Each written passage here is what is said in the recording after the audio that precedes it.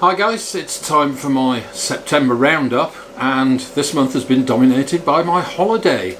I was actually away in Australia for 18 days and I will be producing a video on my experiences in Australia.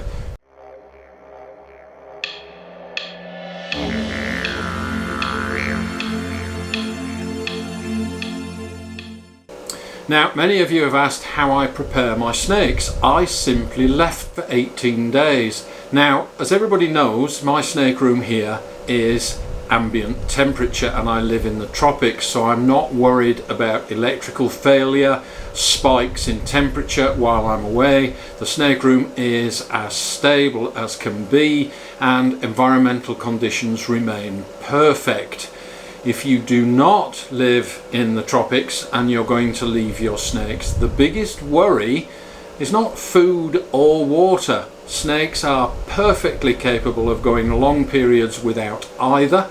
I simply top up water bowls. I don't feed any extra. Before I go away on holiday, I simply make sure all the tubs are clean before I leave, top up the water, and that's it. 18 days is little more than a missed meal for most of my snakes. Off season I feed on a 2-weekly schedule anyway. So you'll notice that the cloaca here in this snake is the exit for the GI tract. So snakes do not have a separate bladder. Their urethra and all the uric acid actually joins on to the digestive tract much higher up in a snake, which means that as it passes through the lower GI tract, the snake has every opportunity to reabsorb as much moisture as possible.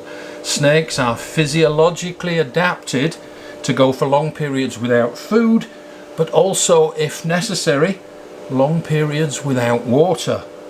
Just because they're a tropical snake and they live in an environment with plenty of rain does not mean that your snake is not adapted to go without. This is a perfectly normal physiological adaptation for your snake. Lack of food and lack of water for a few weeks is not going to kill them. They are adapted to deal with those situations. Water bowls were topped up, and when I got back after 3 weeks, yes, some of the water bowls were dry, some of the water bowls still had water in, and my first job was to top up that water.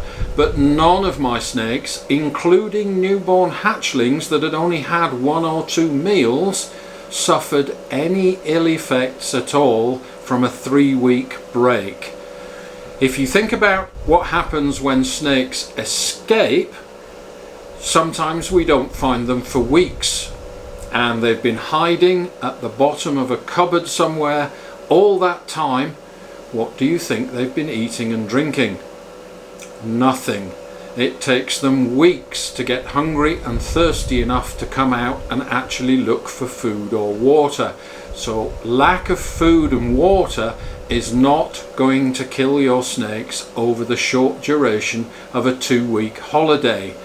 Look to temperatures and your electrical arrangements for your snake room. Those are the things which are critical to sustain life. Those are the things that if they go wrong, they're going to kill your snake. Here in my snake room in the tropics, there is nothing to go wrong. There's nothing to kill the snakes, and consequently there is no ill effect whatsoever from simply leaving the snakes. Now, some of you are going to say my snakes are not handled for that period and they're going to turn into wild animals because they're not handled every day. Nothing could be further from the truth. My snakes actually are calmer from not being handled and messed with constantly than they are with my daily routine. The snakes do not mind one bit being left alone. So my holiday preparations are simplicity itself. I do nothing. I make sure the snakes are clean, I top up their water bowls, and I leave. That's it. Okay, the last video I showed was a big disappointment. Pepper Potts slugged out. She was paired to Iron Man, and I was hoping to make some Super Orange Dream Iron Mans. Many of you have asked why she might have slugged out, so let me explain why that might be the case. Alright guys, this is Pepper Potts after slugging out. You can see she's doing fine. She is already eating again, so we will bounce back, just as she will bounce back from this. How many people have asked me what went wrong? So let me just explain a little bit about what I think went wrong here. My season is pretty much year round, and my females do tend to get in sync. I have an early season pulse of ovulations and eggs and a late season pulse, and this girl, about 2.5 years old and getting close to 2,000 grams, decided she was going to start building quite late in the year, and the pairing that I had planned for her was Iron Man Light. Here he is. This guy was used a lot earlier in the year and has produced some awesome clutches for me late last year and early this year, so he has been used a lot. But contrary to popular belief, males are not ready to breed at any time, and this guy, later in the season, his hormone cycle had switched off. And I don't know if you remember watching my videos where I showed hormonal males reacting to me touching them. They're hypersensitive to touch, and you'll see that this guy has switched off. He is completely passive. He is not shrugging or objecting to me touching him at all. So I suspect that this male was out of sync with this female, and so his sperm was not the highest quality. I did get a couple of locks, but using the Tully method of introduction, this guy was going into that female's tub very half-heartedly, and the problem was him, not her. This guy has totally switched off. Contrast that with the behaviour of this guy. When I touch him, he shrugs. He tries to push me away. This guy is still hormonally switched on and ready to breed, whereas Iron Man Light is not.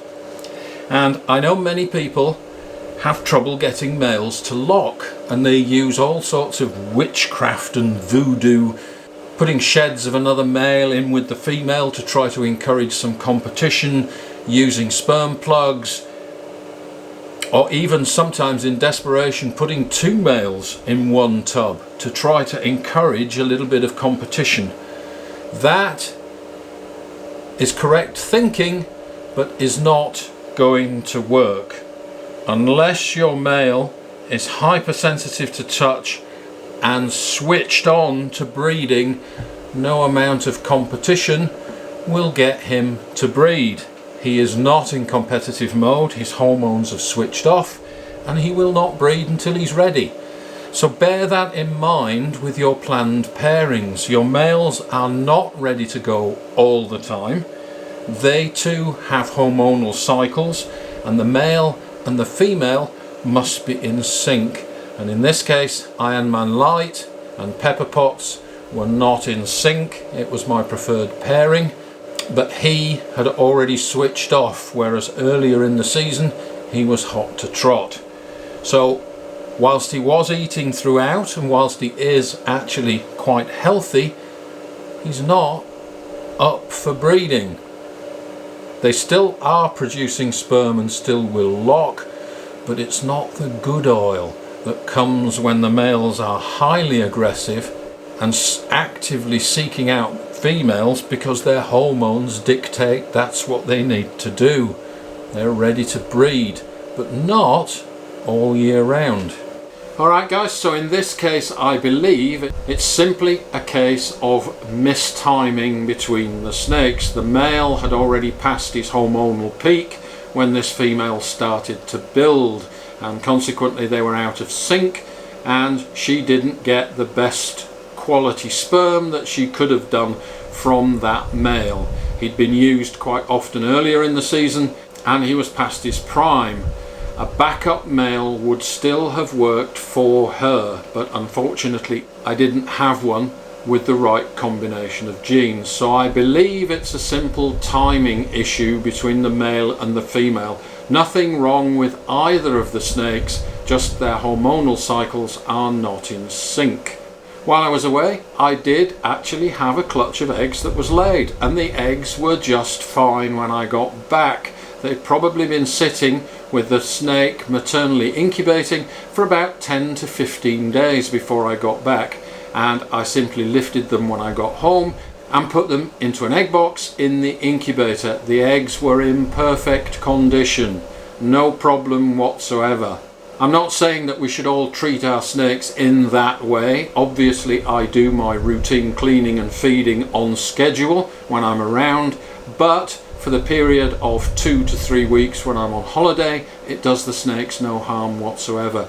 They are physiologically adapted to deal with exactly that situation. They suffer no ill effects at all, and none of my snakes were any the worst for that 3-week break.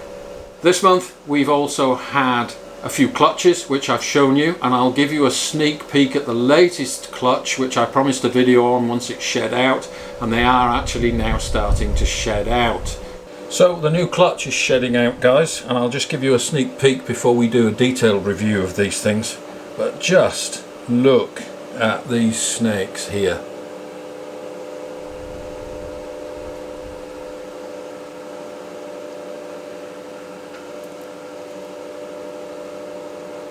How cool is that?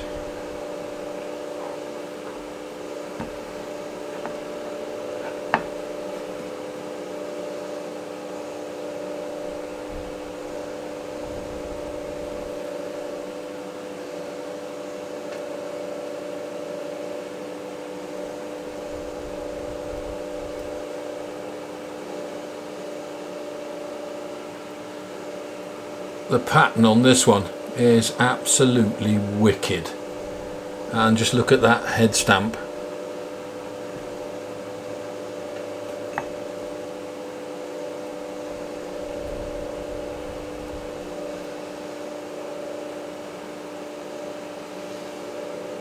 Here's another one, guys. So that's just a sneak peek. There's still a couple left to shed out, and I'll review the clutch for you. I'm still pairing a couple of individual pairings that are quite important, and the snakes still look as if they will go, so there's more to come. I have 3 females that I expect to lay eggs, one of which, down in the bottom corner here, should have laid yesterday but has not laid yet. She is now on day 51 since she ovulated, so not very late, and she's looking like she's going to lay in the next couple of days. I see no issues at all with her. I had a litter of Kenyan sandboas born yesterday. Also had a litter of Kenyan sandboas born yesterday, my second litter ever of Kenyan sandboas. There are 17 little babies in here. You can see them all squirming about in here. Look at all those things. They're just like little worms. So I'll just show you them as I sorted them before I put them into the tub.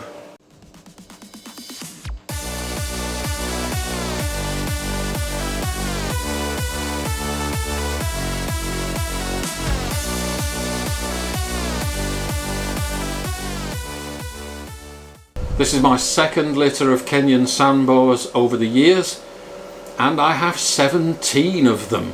While I'm here doing my monthly roundup, a shout out to Robert Whittier from Coach's Royal Reptiles.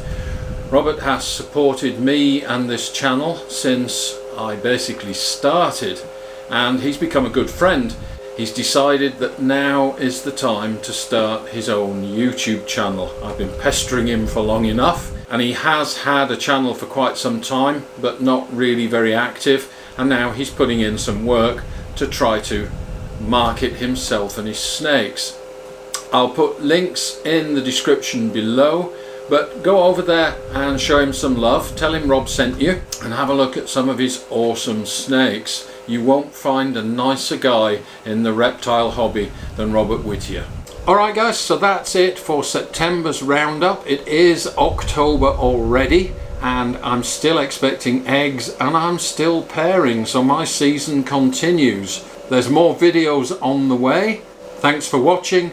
Don't forget to share, like and subscribe, and we'll see you for the next one.